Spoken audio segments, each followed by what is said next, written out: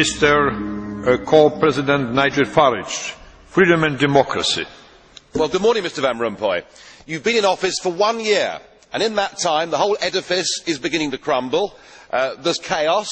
The money's running out. I should thank you. You should perhaps be the pin-up boy of the Eurosceptic movement.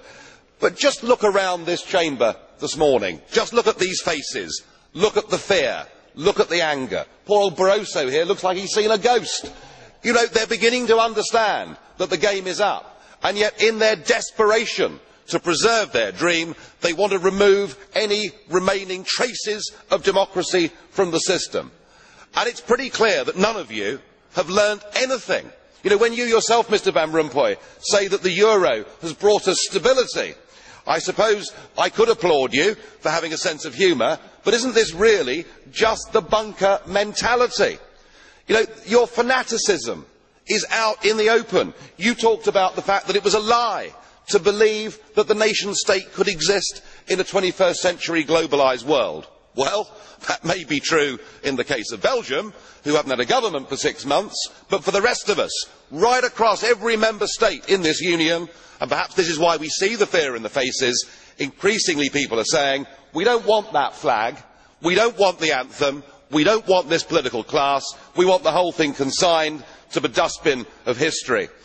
And we had the Greek tragedy earlier on this year, and now we have the situation in Ireland. Now, I know that the stupidity and greed of Irish politicians has a lot to do with this.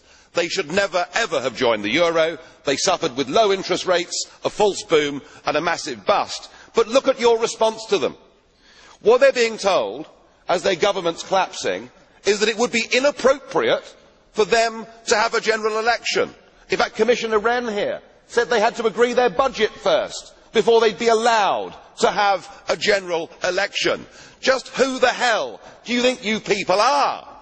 You are very, very dangerous people indeed. Your obsession with creating this euro state means that you're happy to destroy democracy. You appear to be happy for millions and millions of people to be unemployed and to be poor.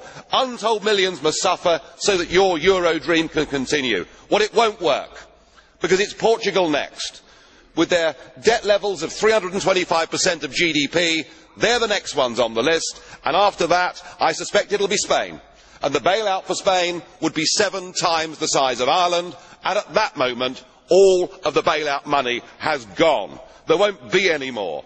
But it's even more serious than economics, because if you rob people of their identity, if you rob them of their democracy, then all they are left with is nationalism and violence. I can only hope and pray that the euro project is destroyed by the markets before that really happens.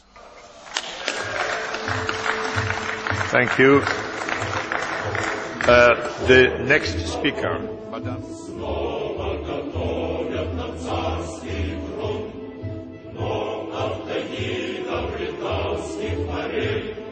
Красная армия